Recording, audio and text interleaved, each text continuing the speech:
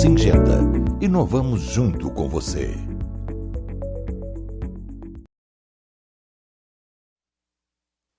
Olá, meus amigos e minhas amigas do site Notícias Agrícolas. Estamos aqui hoje para mais um programa Conexão Campo Cidade.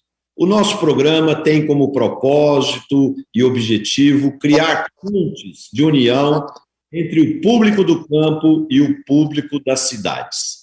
E os nossos conteúdos visam solidificar essa relação, porque o público urbano e o público rural têm que andar sempre juntos, de mãos dadas.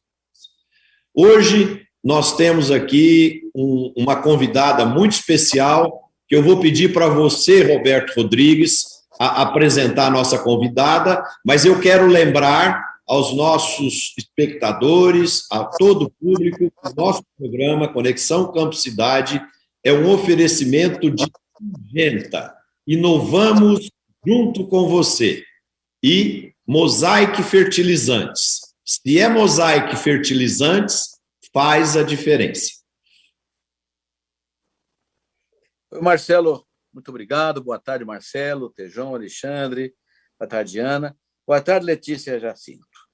É meu prazer, gente, e uma honra também é apresentar a todos vocês aqui no nosso Conexão Cidade-Campo, Campo-Cidade, a Letícia Jacinto, que é exatamente a pessoa que incorpora este tema nosso, conexão entre o campo e a cidade.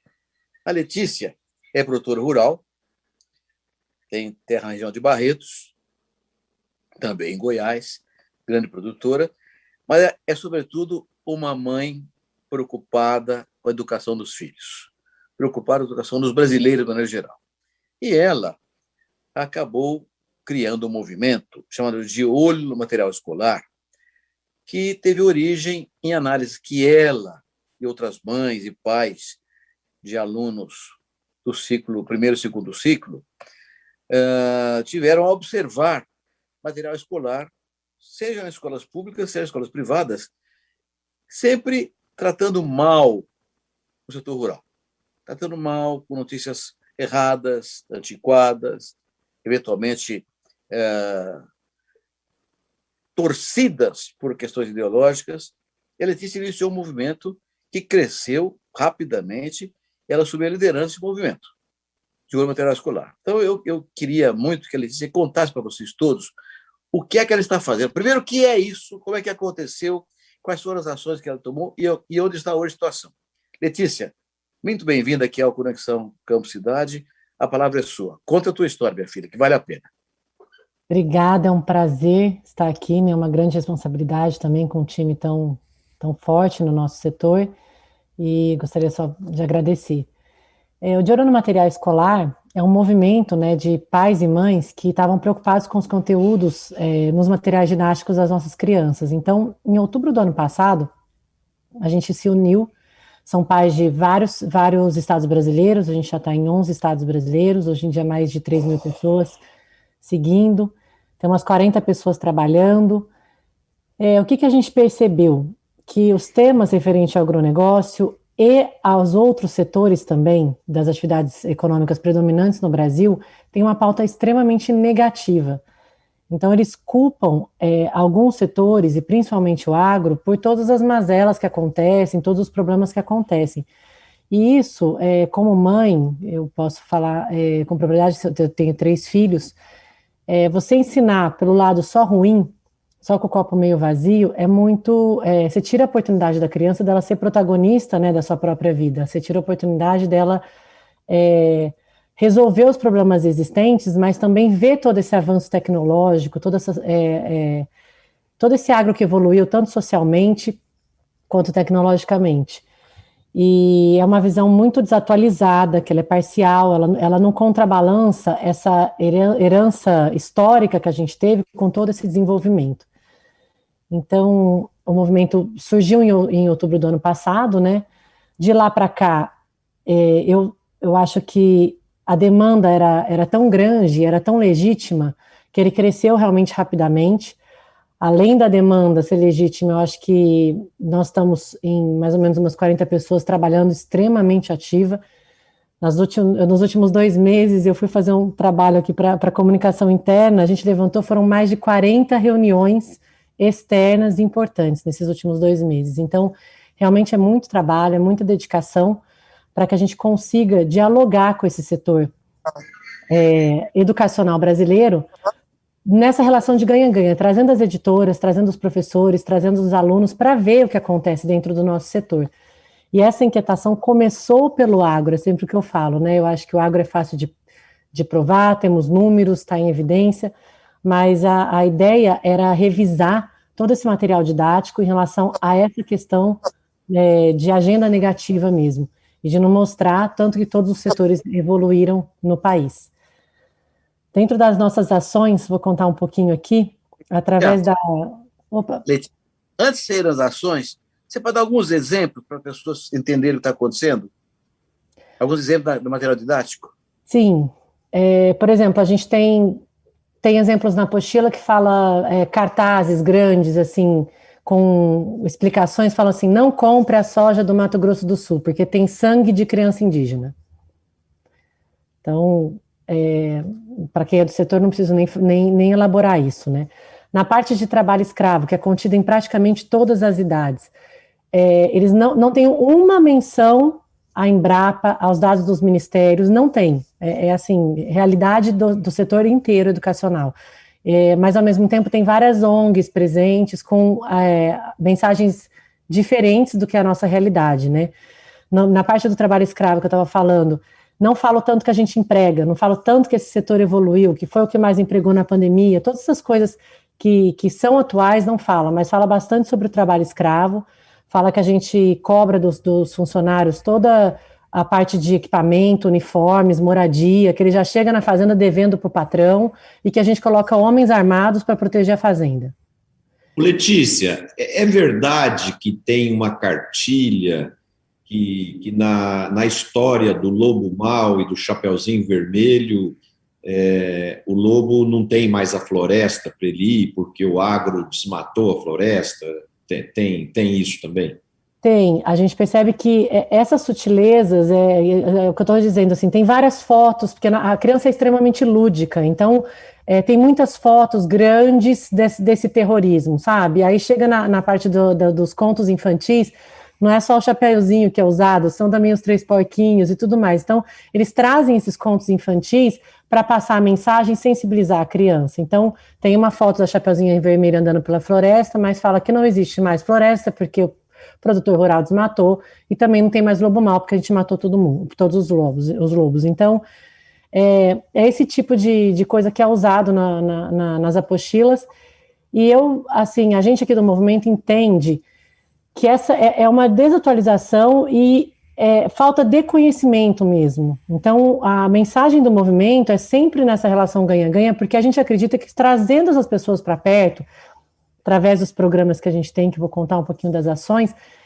que faz esse professor enxergar, sabe? A gente já teve várias experiências positivas em relação a isso. Os alunos e os professores. Esse programa, por exemplo, é o que chama Vivenciando a Prática. A gente traz as escolas para visitar fazendas, empresas. Aqui em Barretos, a gente fez um pool de empresas que poderia receber a escola. E quando você pode receber, como, qual idade, e aí a gente levou. E uma das impressões foi de um professor que chegou e falou assim, gente, e na minha apostila fala que vocês puxam arado com burro.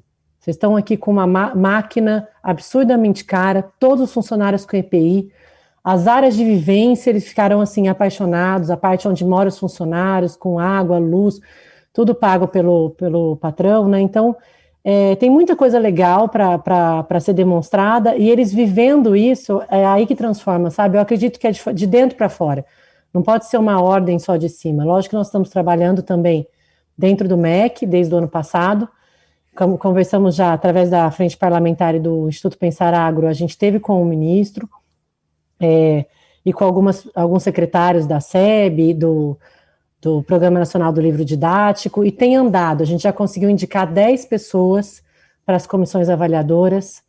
Então, os trabalhos no MEC, por mais devagar que seja, a gente está com uma abertura grande e tem andado. A gente está desenvolvendo um estudo científico sobre esses materiais todos que o MEC compra, é 1 bilhão e 400, que é comprado por ano de material didático, de grandes editoras, e então, assim, boa parte disso a gente vai analisar para poder entregar algo científico, com algumas editoras também, porque a gente está marcando via Sociedade Rural Brasileira com praticamente todas as editoras que têm problema, a gente tem um dossiê muito grande aqui com quase todas as editoras do Brasil, e a gente tem sido também bem recebido. A gente marca com o CEO da empresa, leva um agrônomo que consiga contrapor isso daí e falar, olha, a realidade não é mais assim. Então, eu posso dar alguns exemplos aqui, através da Fiesp, do COSAG, a gente renovou todo o Fundamental 2 do SESI. A gente analisou e o DEAGRO contrapôs com os dados científicos, fazendo os links todos da Embrapa, dos ministérios, e foi um trabalho muito bonito, e eles estão indo fazer o Vivenciando a Prática com a gente agora em Cuiabá, daqui 2 semanas. E tem uma grande também editora, uma das maiores do Brasil, que está fazendo um projeto com a gente de uma websérie visual para criar uma plataforma dentro das apostilas, a parte digital, só em relação aos assuntos do agro. Então, são 15 capítulos desenvolvidos nós estamos auxiliando no roteiro, nos textos, e isso só é possível por conta desse monte de gente apoiando, grandes nomes, né? O professor Roberto Rodrigues é um que está sempre do nosso lado, o Tejon também já me ajudou, usa algumas frases dele também. Então, assim, é sempre pessoas muito boas e capacitadas, porque sozinho a gente não vai fazer nada, né? E trazer só a problemática sem trazer a solução não adianta, né? Não é para isso que nós estamos aqui. É interessante, Letícia. Eu me lembro das nossas primeiras conversas lá no próprio Congresso Nacional das Mulheres, né? Trazendo esse assunto dessa preocupação com relação ao material pedagógico, didático, e depois, quando você levantou realmente o tema e a gente falou da importância que tem de manter um diálogo bastante conciliador, né? Para a gente evitar qualquer aspecto de nós contra eles, que essa onda de nós contra eles é gigantesca. E hoje, no Congresso da ABAG, 20º Congresso do Agronegócio Brasileiro, 2 coisas muito interessantes. O Gilberto Tomazoni, CEO global da JBS, falou, olha, o mundo ESG, o mundo sustentabilidade, responsabilidade social, governança, não é mais uma estratégia, é a única estratégia. E nós vamos investir consideravelmente no desenvolvimento do nosso supply chain, dos nossos pecuaristas. E a Carolina de da Costa, que é sócia da Mauá Capital, falou uma frase maravilhosa, que capacitação é o capital de todos os capitais. E é muito difícil capacitar alguém para os corretos valores com 20 anos, se não for devidamente capacitado aos 5, aos 7 e aos 10. Então, eu recomendaria muito, né, que vocês não desistissem desse trabalho e que envolvessem muito o conceito do alimento, o grande conceito do alimento como uma grande cadeia integrada e produtiva, e que na cidade de São Paulo, as escolas da cidade de São Paulo pudessem internalizar ali a importância da agricultura local, da agricultura vertical, como está em andamento, como algo fundamental para a qualidade de vida na cidade de São Paulo, que cresceu de 85 até 2019, 1 grau centígrado o aquecimento da cidade pelo afastamento da agricultura. Então, seria muito importante tomarmos a capital mais rica e econômica do país, também com essa visão da importância da agricultura dentro dela, né? Não estou nem falando de você ir até Mogi das Cruzes ou ir até Barretos. Dentro da cidade de São Paulo, programas de agricultura local, importantíssimo para as crianças serem capacitadas, porque depois, com 20 anos, elas terão que entender desse mundo gigantesco de tecnologias que vão envolver essa coisa do alimento ESG, né? Uma criança de 10 anos, quando tiver 20, vai estar em 2040. Imagina como será o mundo em 2040, né? Teve uma coisa que você me falou, Tejão, lá no início, que me marcou muito, que foi você falou assim, Letícia, mas se a gente culpar só um setor por todas as coisas ruins que acontecem, a gente tira esse aluno, a gente tira desse aluno e dessa pessoa a responsabilidade pelo próprio consumo dele e a própria reflexão das ações que ele está tomando, né? Que isso causa consequências.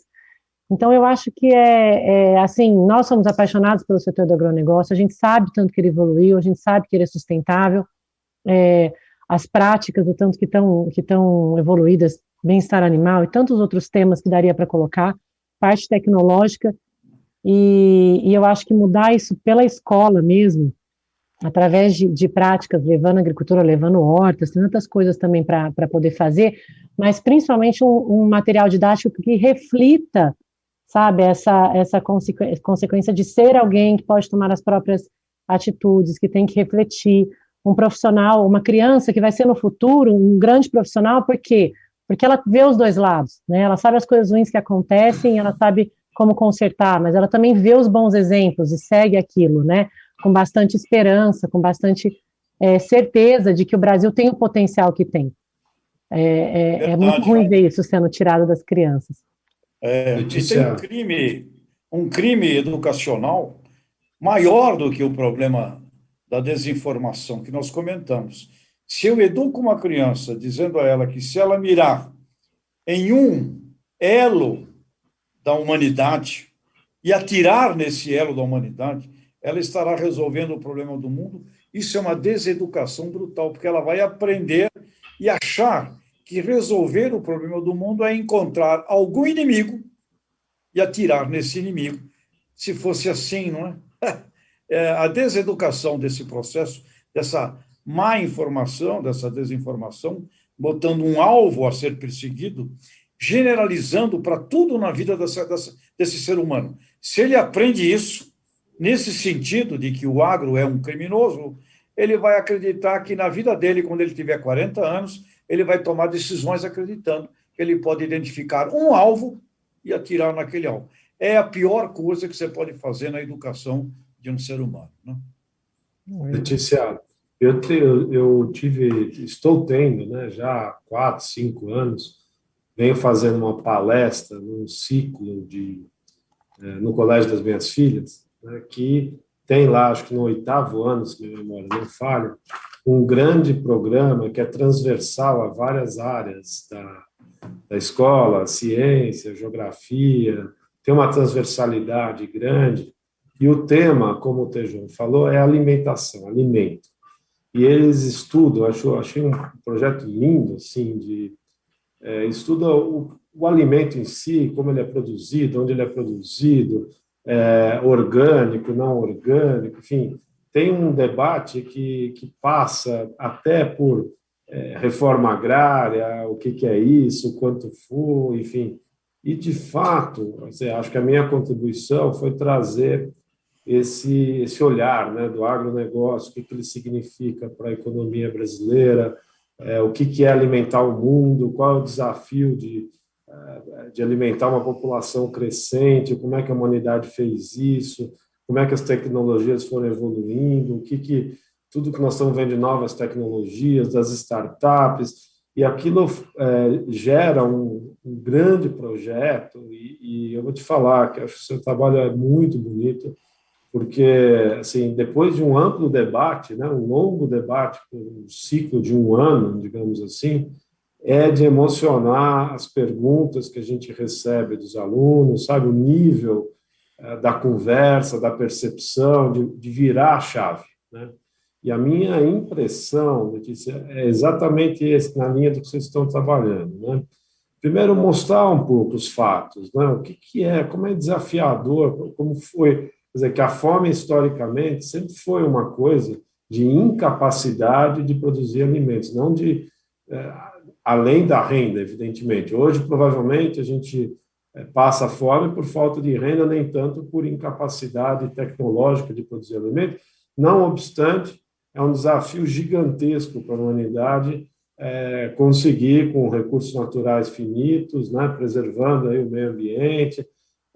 Todo esse debate, né, a gente tem que elevar o nível da discussão para não criar uma artificialidade, que eu acho que os livros didáticos tinham esse poder, né? Cria uma história mal conectada com a realidade dos fatos, e eu acho transformacional.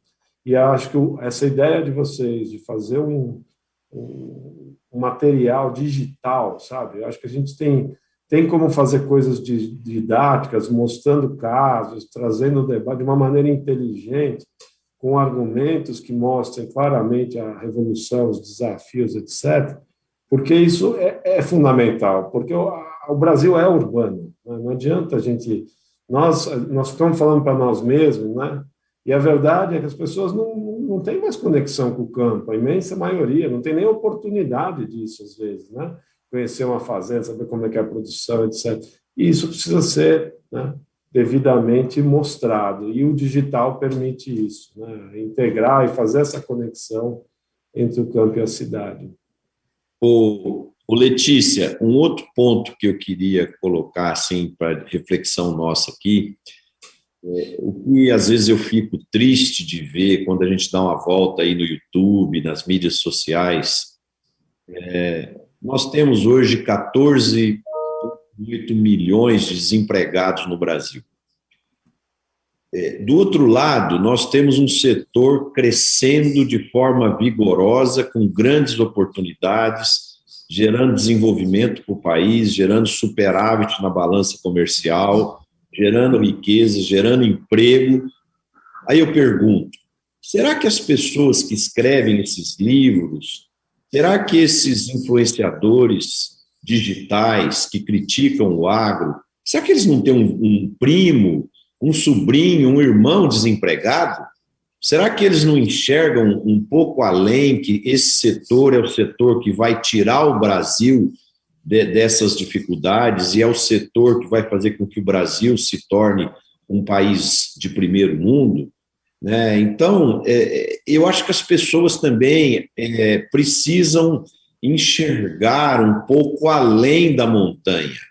Muitas vezes o idealismo, a política, faz com que as pessoas trilhem caminhos que não são os corretos. A gente sabe que tem uma minoria no agronegócio que também comete erros, faz coisas que não devem e tal. Mas isso tem em todo segmento da economia, em todas as atividades, né? E uma coisa muito bacana que você colocou, que eu acho que esse deve ser o caminho, é da conciliação, é de mostrar a realidade, porque também a gente tem que reconhecer que muita gente que escreve essas coisas, às vezes escreve não é porque são más, é porque não tem informação, não teve acesso ao dado, não teve acesso à verdade, às vezes foi influenciado por alguém.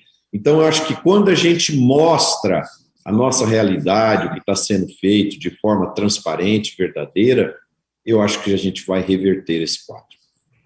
Eu consigo comentar do Alexandre junto com o que você falou também. A gente está criando dentro do De Olho uma biblioteca virtual em apoio da Exalc. Então, a gente está trazendo os temas, né? Até o professor Roberto Rodrigues participou com a gente, fez uma palestra para alguns autores de livros, e a primeira pergunta foi essa.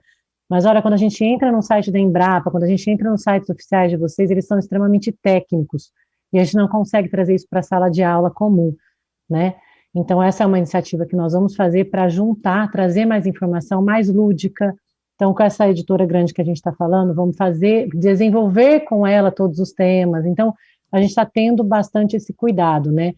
Agora, Marcelo, eu sempre penso que essa falta de informação e essa distância que eles têm também do setor, sabe? Mesmo as pessoas que moram aqui em Barretos, tem gente que nunca pisou numa fazenda, por mais que é um setor agrícola. E então, por isso esse negócio de trazê-los para dentro. A maioria desses professores também estudaram com essas apostilas. Então, você fala mal de um setor, dos 7 anos aos 17, sem parar. Só coisas ruins, só visão ruim, só o copo meio vazio. Que jeito que ele vai se formar um jornalista com 20 e tantos anos e falar, não, de agora em diante eu gosto do agro? Então, por isso esse movimento em todos os estados de gente, vamos abrir as portas das empresas, vamos trazer gente, vamos convidar as escolas, vamos nas secretarias de educação, vamos fazer parceria, eles precisam nos enxergar primeiro. Aí depois eu acho que a maioria vai usar isso de maneira muito adequada, sabe? E porque não é só também você entregar um material renovado, você tem que entregar um professor conhecendo aquilo, senão ele vai ler e falar, ué, mas não foi o que eu aprendi a vida inteira. Então, acho que a educação é muito ampla, ela tem um trabalho grande. Começamos pelos materiais e começamos pelo tema agro, mas eu acho que, hoje em dia, eu vejo que a abrangência do De Olho no Material Escolar vai longe. Ô, Letícia, eu queria, assim, em nome do nosso programa, em nome do site Notícias Agrícolas, em nome de nós 4 aqui, se meus colegas me autorizarem, né, que nós 4 estamos à disposição para somar nesses temas que vocês estão desenvolvendo, se a gente puder dar alguma sugestão, gravar algum depoimento. Por favor. Puder somar, desde já vocês podem contar conosco. Eu queria também que você falasse, nós temos aqui uma audiência bastante grande no setor, como que as empresas de agronegócio podem ajudar vocês nessa empreitada? Qual o formato que cada empresa pode ajudar? Mas antes de responder, Letícia, para dar essa resposta que o Marcelo está pedindo, eu vou te pedir várias vezes. A gente faz, nós estamos...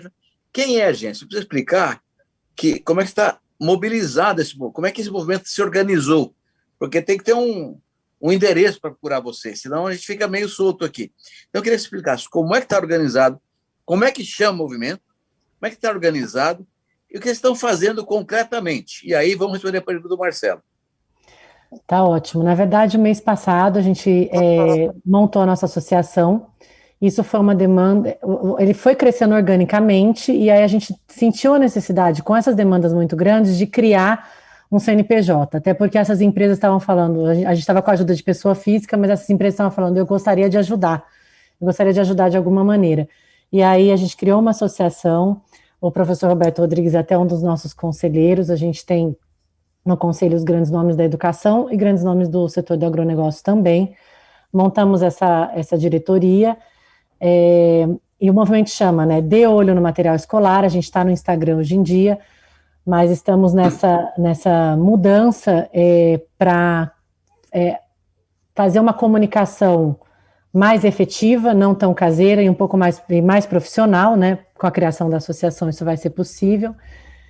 E essas pessoas que estão trabalhando são todos voluntários, trabalham nos meios tempos aí, são grandes nomes também do setor. Temos pessoas da educação e pessoas também do agro. Nessa vivência que nós vamos fazer agora, por exemplo, lá no Mato Grosso, eu estou levando as pessoas do movimento que são só da educação e não conhecem o agro, porque eu acho que é a junção dos dois, sabe? Conversar entre as duas comunidades. E tem milhões de maneiras de nos ajudarem, porque assim, igual esses projetos que eu contei, dessa grande editora, isso tudo vai dinheiro. Teria como patrocinar, por exemplo, Letícia, eu gostaria de entrar nesse projeto, eu ajudo a desenhar os roteiros, ou eu ajudo a financiar a ida de vocês para lá, esse trabalho, porque tudo a gente está fazendo individualmente, por enquanto, né? Tem como se associar, então as empresas também podem, através de patrocínio, ou através de sendo associado também, ou na pessoa física, tem diversas maneiras. E assim, nos ajudar também com conteúdo, porque essas parcerias todas que a gente tem feito, elas estão sendo resultado dessas parceria, por exemplo, com a Exalc, essa entrada dentro do MEC, isso tudo está sendo possível por conta das lideranças que estão conosco o tempo todo, sabe? Que a gente acessa, que revisam nossos materiais, e é um prazer ouvir que vocês podem nos ajudar com isso, porque estou com um time super de peso aqui, que com certeza poderia revisar também esses temas e nos ajudar com entrevistas. O nome de vocês já está lá em alguns temas, né? E é isso. Será um prazer. Letícia, eu tive uma vida acadêmica, né, por um tempo.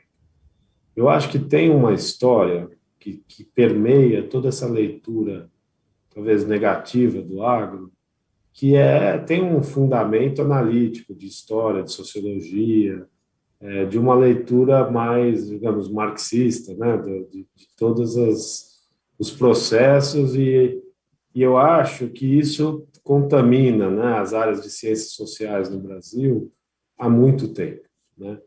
Eu acho, por outro lado, que também na área de economia e sociologia, aí no nível das universidades, que eu acho que é quem forma os professores, essa visão, mas há hoje um contraponto, né? Apareceu, acho que, uma leitura muito diferente. Eu acho que essa leitura mais antiga está perdendo qualquer conexão com a realidade, sabe? Me parece, eu particularmente respeito, sabe? Eu sou um democrata, já participei de inúmeros debates, tem leituras da área ambiental, tem leituras da área social, tem leituras, enfim, e participei já de grandes debates na Sociedade Brasileira de Economia Rural, e eu percebo que há um contraponto, coisa que não existia quando eu fui lá fazer meu doutorado 30 anos atrás. Tá? Então, eu acho que é muito bacana, porque tem um movimento, inclusive, para formar as pessoas, porque é um outro problema, né? Afora o material didático para ensinar, é preciso também contrapor no nível, né, de formação dos professores. Né? Então, de fato, é um desafio grande, né, e precisa mesmo de um envolvimento de acadêmico, etc., para ir dando esse suporte na formação, inclusive, né, de uma visão diferente por parte de muitos professores, né, que foram formados numa escola com uma outra leitura do mundo, né, digamos assim. É verdade. A gente está, assim, olhando mais a matéria de geografia e história, porque ela fala do setor, mas com certeza essa visão tem, só que a gente tem visto vários movimentos também aí do outro lado, né? Isso é positivo, eu acho que mostrar os dois lados é o melhor. Essas conversas a gente tem que ter com os filhos e tem que ter com as crianças. Concordo. Se alguém quiser procurar você, como é que faz? Pode entrar no @de olho no material escolar no Instagram, ou de olho no material escolar @gmail.com. @de olho material escolar. Tudo junto, né? Isso. Pode entrar via Instagram ou via e-mail, que a gente entra em contato e manda o formulário, faz parceria. O nome dela é Letícia Jacinto, viu, gente? É fácil encontrá-la. Marcelo, vamos para legal. Bom, gente, agora eu só queria frisar aos nossos internautas, nossos espectadores, que quem quiser fazer pergunta para nós aqui, estamos à disposição, pode entrar aí nos nossos canais, fazerem as perguntas, e lembrando também que o nosso programa é um oferecimento de Syngenta, inovamos junto com você, e de Mosaic Fertilizantes. Se é Mosaic Fertilizantes, faz a diferença. Pessoal, eu agora comentar com vocês, o Valor Econômico publicou hoje um dado da OCB muito interessante, que o setor de cooperativas agropecuárias, né, cresceu 30,5%, chegando a um faturamento aí em 2020 de 239 bilhões e um lucro de 9,6%, que equivale, 9,6 bilhões, que equivale a cerca de 4% de lucratividade. E o lucro quase que dobrou de 2020 comparado com 2019. E as cooperativas agropecuárias cresceram também no número de cooperados em 0,9%, já ultrapassando a marca de 1 milhão de cooperados. Que belos resultados, né, gente? Excelentes. Aliás, nós vamos ver na minha forma de visão do mundo que quem vai resolver o problema da miséria, da fome, da vida indigna do planeta Terra é a filosofia cooperativista com uma grande intercooperação mundial. Não tenho dúvida alguma, porque não há outra fórmula de fazer a solução daquilo que é indigno e onde essas crianças que a Letícia está preocupada não conseguirão mais viver em 2040, 2050, 2060, sem extirpar a indignidade da vida na Terra. E, para mim, e está aí os dados, é cooperativa. Portanto, grande notícia, mais uma que corrobora este fundamento. Marcelo, juntando o que a Letícia estava falando, né? Esse é um dos paradigmas dos livros, né? Que toda a produção agrícola é só feita por gigantes, por empresas enormes, etc.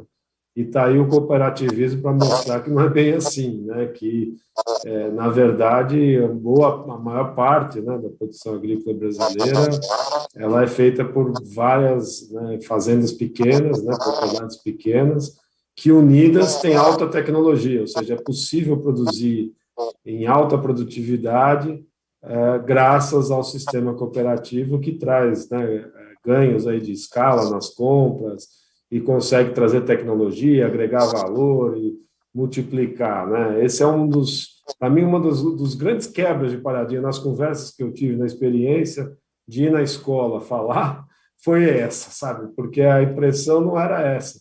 E a hora que você começa a mostrar os casos e visitar as cooperativas, é uma revolução, né? Um lado que mostra todo o potencial produtivo. Sim, temos grandes propriedades, isso não é um problema, certo? Empresas muito eficientes, mas temos o cooperativismo com nível de eficiência extremo e que está entregando um crescimento fantástico que vai reverter esse lucro aos seus cooperados, está certo, de diferentes maneiras, e mantém um ritmo, né, de produtividade em alta. Portanto, é um sistema incrível mesmo que a gente vê como no Brasil é tão forte. Marcelo, eu queria fazer um comentário sobre o que você falou sobre a matéria de hoje do valor e também corroborando muito o que o Tejon e o Alexandre falaram aqui. Cooperativa é uma empresa, como qualquer outra empresa. É como qualquer outra, mas é diferente. Fazer uma brincadeira. Que o cooperativismo é uma doutrina. O cooperativismo é uma doutrina universal, com 7 princípios que são aceitos em todos os países do mundo, independente de regime político, social, econômico, e não importa. Tem cooperativa no mundo inteiro, porque a doutrina cooperativista é uma doutrina universal. Assim, mal comparando, como o cristianismo é uma doutrina universal também.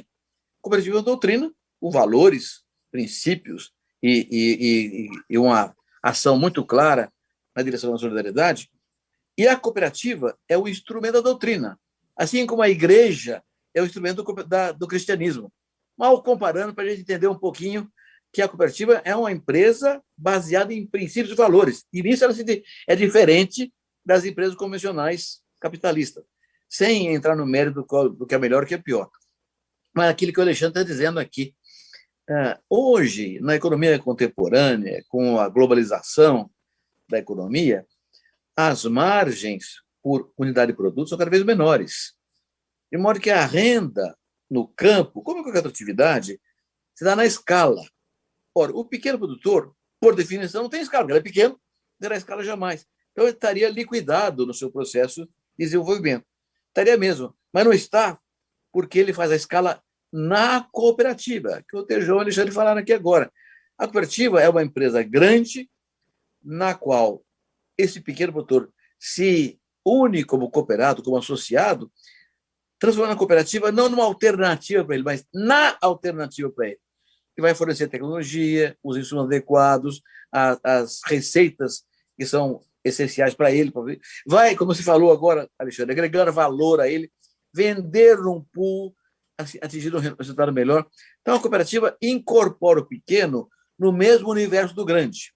Agora, por exemplo, estamos vivendo, como você falou, Marcelo, agricultura digital, da conectividade, da internet das coisas.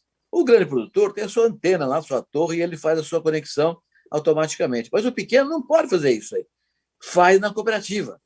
O grande produtor tem uma equipe de agrônomos, veterinários, tecnistas, engenheiros florestais. O pequeno produtor não pode ter isso. Ele tem na cooperativa. O grande produtor tem seus armazéns, suas fábricas de agregação de valor. O pequeno não pode ter na cooperativa. Ele tem os mesmos benefícios do grande através da cooperativa. Ele, com a cooperativa, fica um grande também.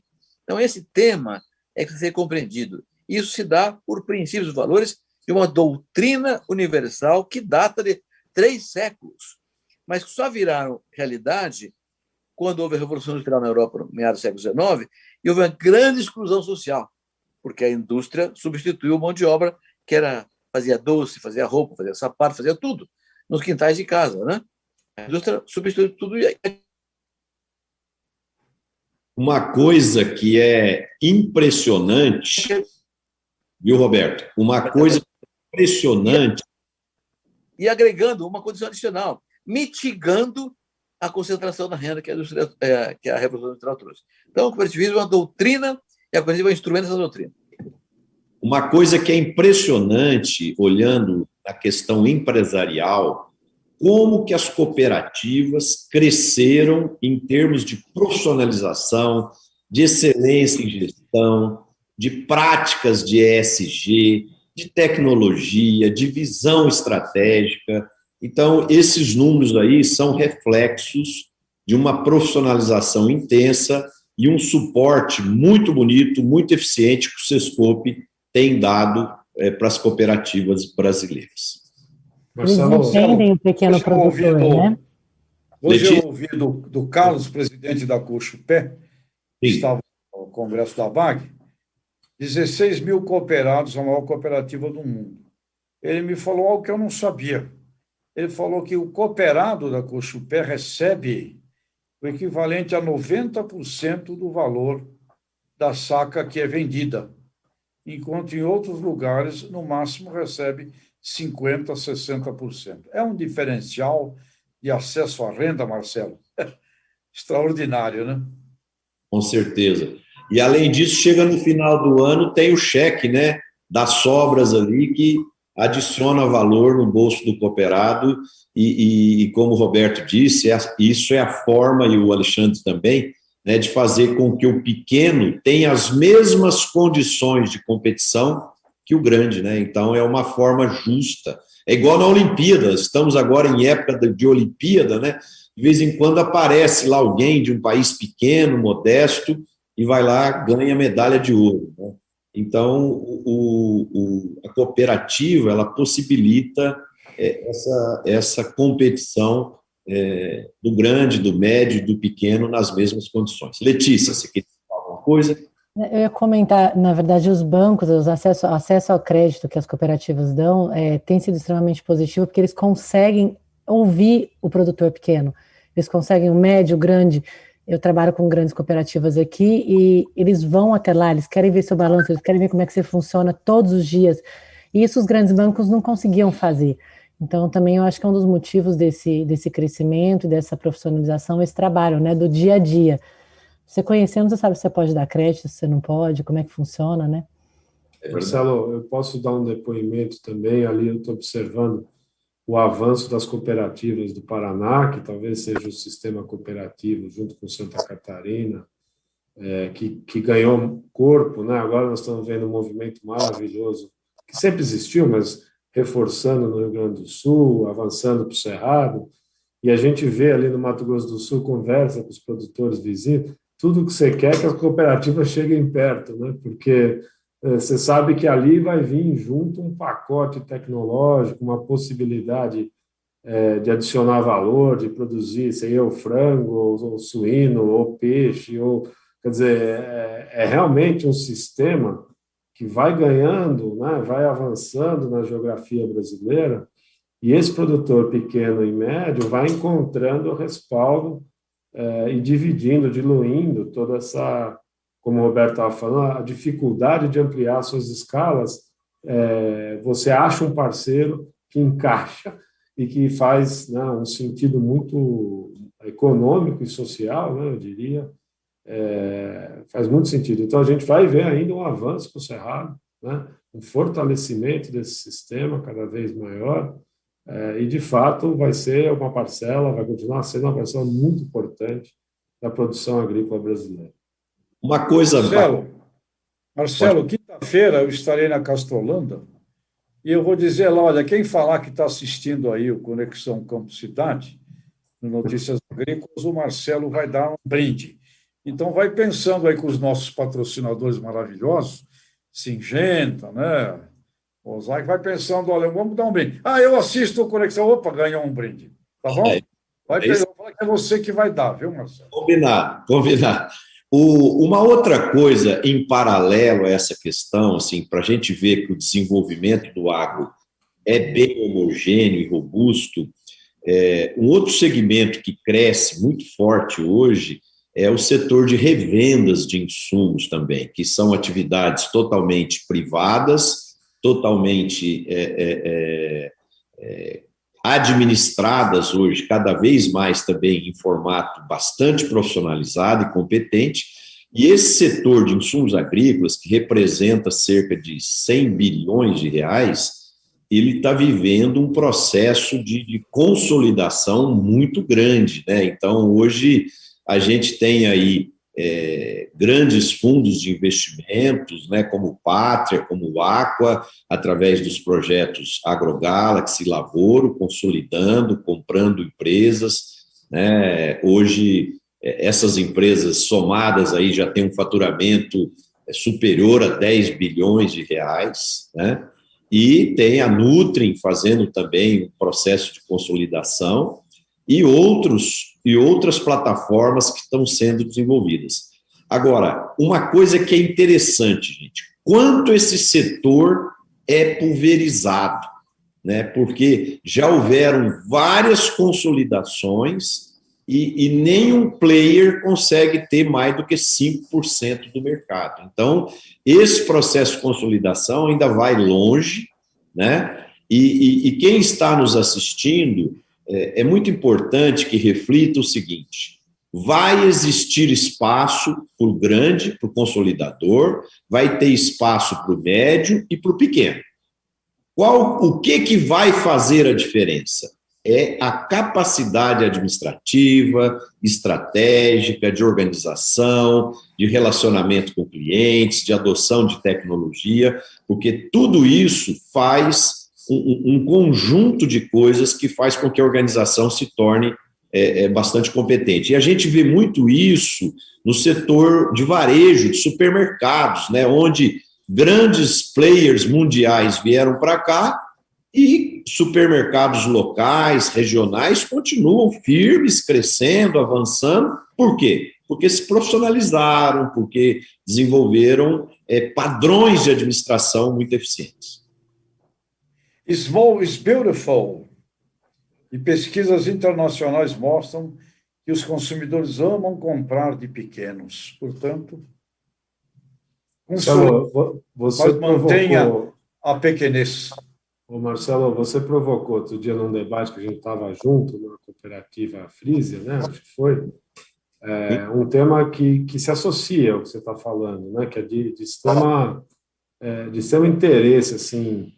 Por que o Brasil, nós ainda não assistimos uma terceirização de serviços tão grande como a gente vê nos Estados Unidos, vê na Argentina, tá certo?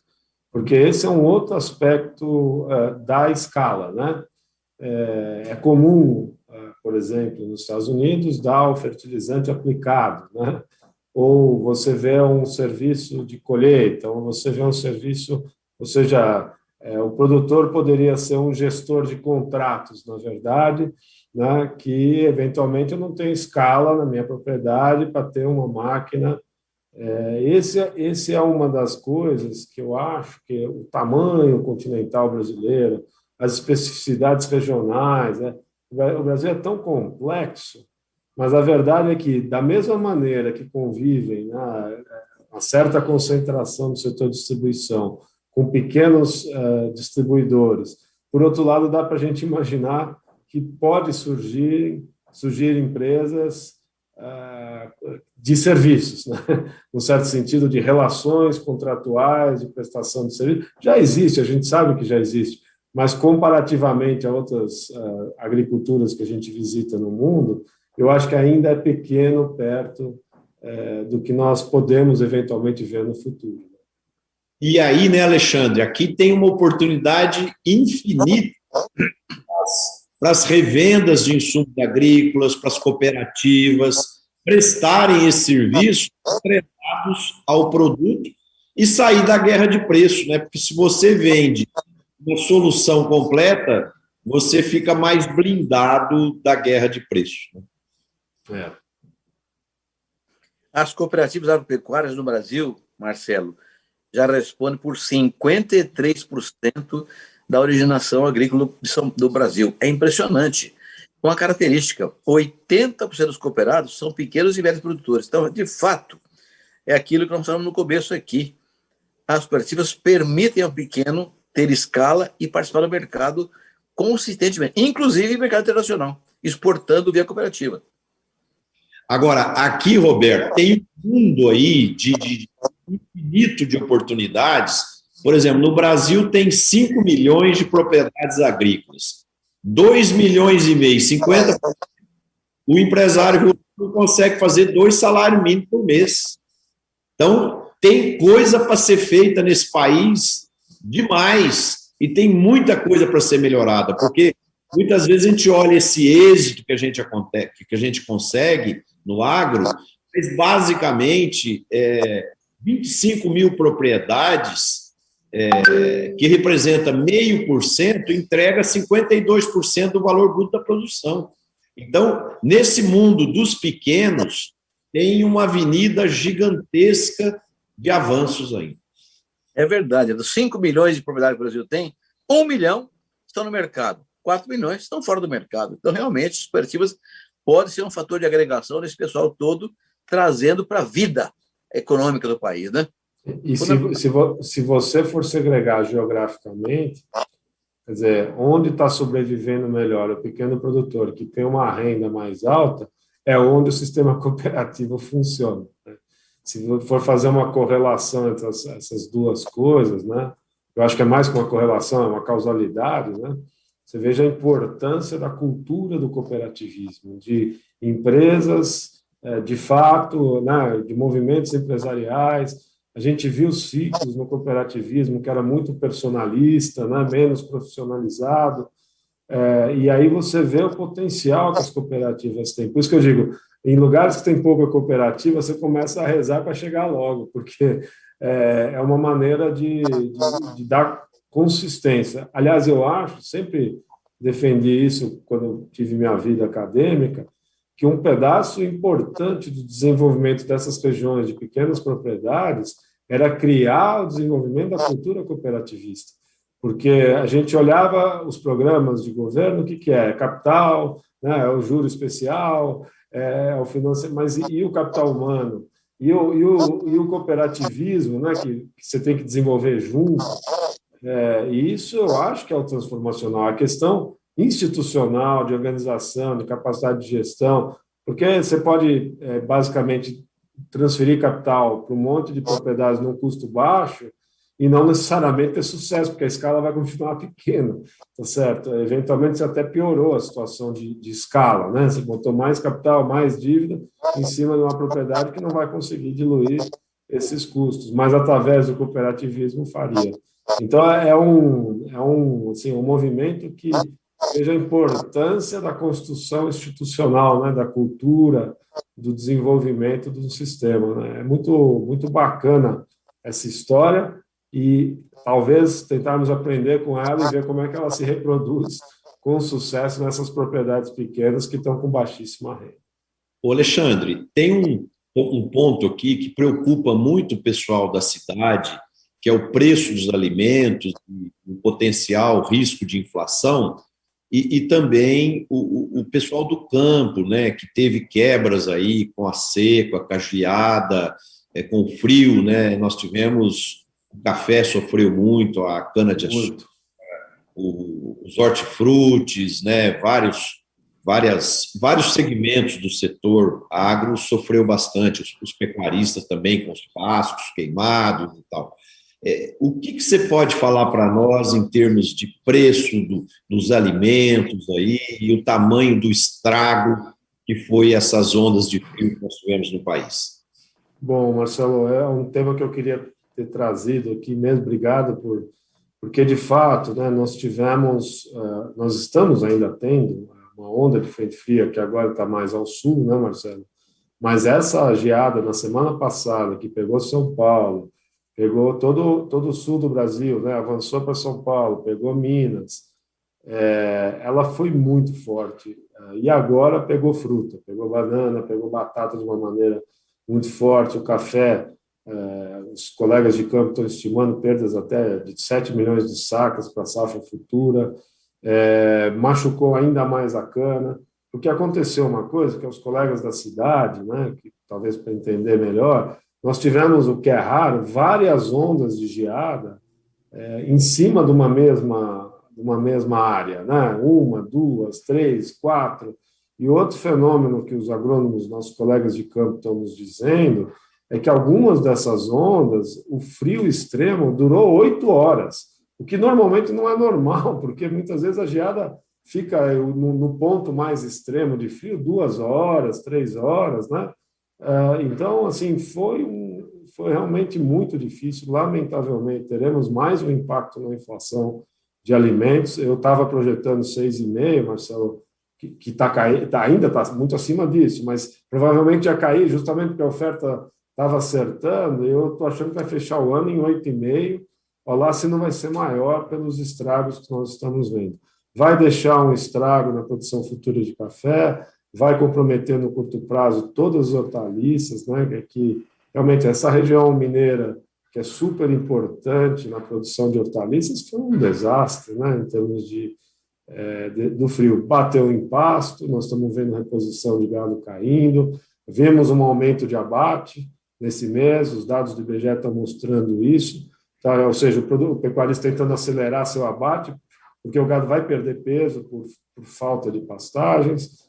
Então, perdemos a safrinha, provavelmente vai ser uma safrinha de 58 milhões de toneladas, poderia ter sido de 85 lá atrás, né? Então, veja o tamanho do estrago que essa geada trouxe e que vai deixar algum legado para o ano que vem. Foi muito forte, viu, Marcelo? Um evento raro. É preocupante. Roberto, como ajudar agora o produtor rural que teve essas quebras aí, que não tinha seguro?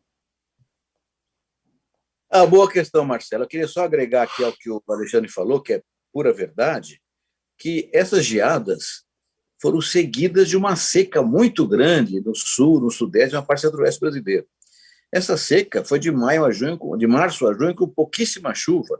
E aí é uma coisa óbvia, a planta com sede, com fome, enfraquece, está fraca. Vem a geada, mata. Então é um negócio, é a soma da seca com a geada que foi muito grave aqui na região. O setor de cana, por exemplo, que o Alexandre citou aí, que você também falou, Marcelo, é gravíssimo. Na região do Ribeirão Preto, que é a grande produtora de cana-de-açúcar do Brasil, do estado de São Paulo do Brasil, foi impressionante. Eu estou aqui há 79 anos. Eu nunca vi uma coisa desse tamanho, que é o que o Alexandre falou. Ficou muito tempo gelando, né? Matou a gema apical do canavial todo. Então, a perda é enorme, porque há uma perda física. Muita cana que ia ser cortada em outubro, novembro, setembro, tem que ser cortada agora, porque senão já morreu, então senão vai apodrecer. Então você tem uma redução de peso. E a qualidade, obviamente, vai lá para baixo, porque não tem mais sacarose, vai ter glicose nebulosa, que podem virar álcool, mas não vira mais açúcar. Então tem um prejuízo nas duas pontas. E para o produtor de cana, fornecedor de cana, é mais grave ainda, porque ele vende cana só, ele não faz açúcar ou álcool. Então ele vai ter um prejuízo muito grande. Pode chegar, Marcelo, a 30%, 40% em algumas ocasiões. Só que é um agravante que as pessoas não estão olhando ainda. Todo mundo preocupado com cortar essa cana logo, ficar livre desse problema e tal. Mas tem um problema mais grave, que é para frente. A cana, assim como você falou do café, de frutas como laranja, é uma cultura semi-permanente. Fica no terreno lá 7, 8, 9 anos. Você sofreu agora, matou a cana agora, ela não vai brotar. Então tem efeito para os próximos 3, 4 anos. Então tem que ter uma renovação do canavial mais rápida para poder recuperar um pouco os prejuízos que são gravíssimos. Só que isso é a parte mais cara do canavial, é plantar cana de novo, é a renovação. Então, na tua pergunta, eu penso que haver um programa governamental específico para a renovação do canavial, para podre de cafezal. Fruticultura foi uma tragédia, abacate, laranja, gente que morreu tudo que tinha. Como é que vai fazer? Vai ter que replantar, isso tem custo. Então, acho que tinha que ter um programa governamental muito forte agora, com prazo longo, para você plantar e poder produzir com esse dinheiro e poder avançar lá na frente. Eu acho que a preocupação com a inflação que você levantou aí, Marcelo, não é para esse ano, não. Ela tem um efeito mais acentuado lá na frente também, porque além de não ter a produção, tem que gastar dinheiro para plantar de novo. Então, é um problema que vai afetar o produtor e o consumidor de maneira bastante articulada, negativamente falando. Então, eu acredito, da tua pergunta, que está na hora de haver um programa específico para esses produtos permanentes ou semi-permanentes que tiveram um desastre historicamente único, seca e geada somados. Legal. Gente, nós estamos chegando no final do programa já. O tempo hoje passou muito rápido. E para a gente fechar o nosso evento aqui de hoje, eu queria passar para a Letícia, em um minuto aí, Letícia, fazer as considerações finais, por favor.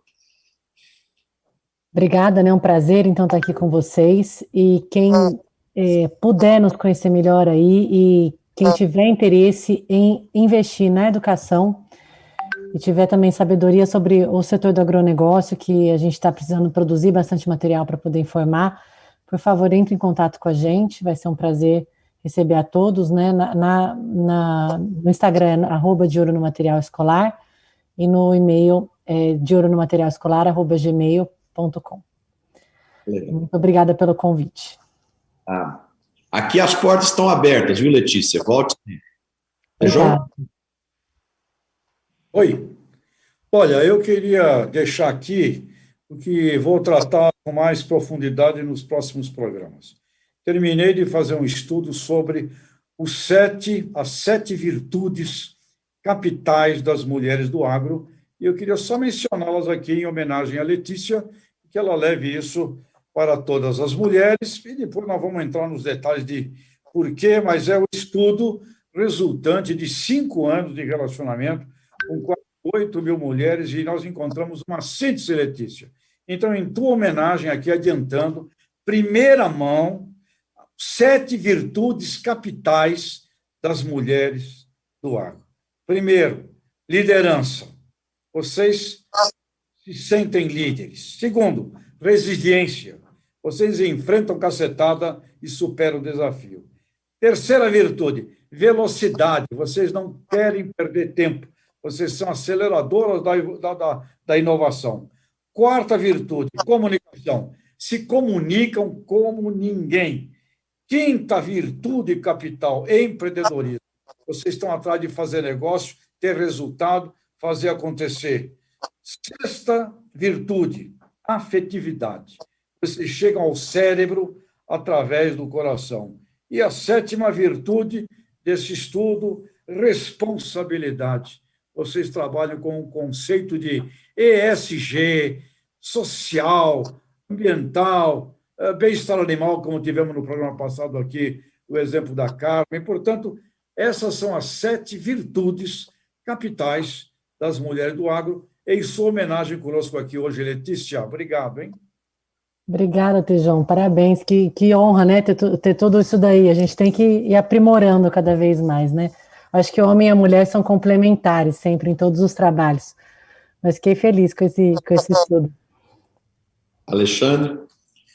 Bom, eu só queria agradecer a Letícia, acho que foi o ponto alto aí do nosso programa, essa discussão importantíssima do tema de educação, né, de como olhar para o agronegócio de uma maneira diferente, e isso vai fazer um bem danado para o nosso maior objetivo aqui, né, que sempre foi o nosso sonho no programa, que é unir o campo à cidade e a gente ir se entendendo melhor pela importância que o agro tem para a economia brasileira. Se o mundo urbano perceber que ele está intimamente conectado ao agro e que dá para construir, né, um desenvolvimento brasileiro, um pedaço pelo menos através do agro, eu acho que é uma contribuição gigantesca aí que vai ficar para as futuras gerações. Parabéns, Letícia, e muito obrigado aí por ter participado do nosso programa. Obrigada a vocês. É um prazer. Bom, Tejon, eu adorei esse negócio dos sete valores que você colocou aí. Eu acho que tem um oitavo, que é idealismo, né? As mulheres têm no seu coração uma vontade de servir, de crescer, de melhorar para todo mundo, que é o que a Letícia está fazendo com esse programa dela aí. E eu queria também me somar ao Alexandre, ao Tejon, Marcelo, fazer o seguinte: eu acho que esse programa de olho no material escolar, que a Letícia está liderando, é um dos programas mais importantes da atualidade na agricultura brasileira. Porque se você formar gerações de crianças e jovens contra a agricultura, porque são mal informados, você está destruindo o futuro do país. Essas crianças, as pessoas têm que entender a verdade, que é aquilo que a Letícia está procurando fazer com a equipe dela, com a associação que ela criou no De Olho Material Escolar. Então, é trabalhar para o futuro. Isso é idealismo puro e é uma vontade de servir o país, idealismo de patriotismo. Então, Letícia, parabéns pelo seu trabalho, pela sua equipe, pelo seu pessoal todo. Conte conosco. Aqui o Conexão Campo Cidade tem tudo a ver com educação para o futuro. Parabéns a você e obrigado por ter vindo conosco aqui hoje. Obrigada por todo o apoio, conselho, né? Porque eu sempre tô junto aí com vocês para poder sempre estar aconselhando e colocando a gente no caminho certo aí, para seguir como objetivo. Obrigada, professor. Letícia, parabéns aí pelo brilhante trabalho que vocês estão fazendo, você e todo o time aí de vocês. Eu acho que é um trabalho maravilhoso, concordo com o que eles disseram. Eu quero colocar um ponto adicional da importância da educação aqui.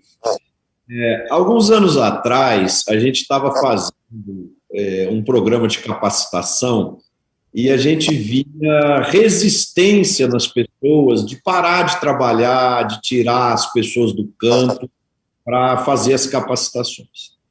Aí eu fiquei pensando muito tempo, eu preciso achar um jeito de sensibilizar essas pessoas sobre a importância da capacitação, da educação, do preparo, do treinamento, e assim. E aí eu fiz um estudo e eu vi lá que a Noruega tinha um dos mais altos PIBs e ela tinha um índice de escolaridade de 17,3 anos, em média. E aí eu peguei lá os países mais pobres, alguns pequenos países da África, que tinham renda per capita muito baixa. Então, eles tinham apenas 4,7 anos de escolaridade. E aí eu mostrei para eles, para as pessoas, quanto que sair de 4,7 de escolaridade média para 17,3 fazia de diferença na renda per capita. Então, pessoal, educação, além de trazer valores, princípios, ética, tudo de bom, traz também desenvolvimento, traz também renda per capita. Então, educação é uma coisa que não tem erro, né? Agora, precisamos educar de forma certa, com valores corretos, levando a comunicação de forma justa, adequada, transparente, para que as crianças cresçam conhecendo a verdadeira realidade. Obrigado aos amigos por mais esse programa, obrigado a você, espectador, que esteve conosco até agora. Queria agradecer também os nossos patrocinadores, Syngenta, inovamos junto com você, e Mosaic Fertilizantes. Se é Mosaic Fertilizantes, faz a diferença. Gente, obrigado, uma excelente semana, se cuidem, saúde e boa noite a todos. Boa noite.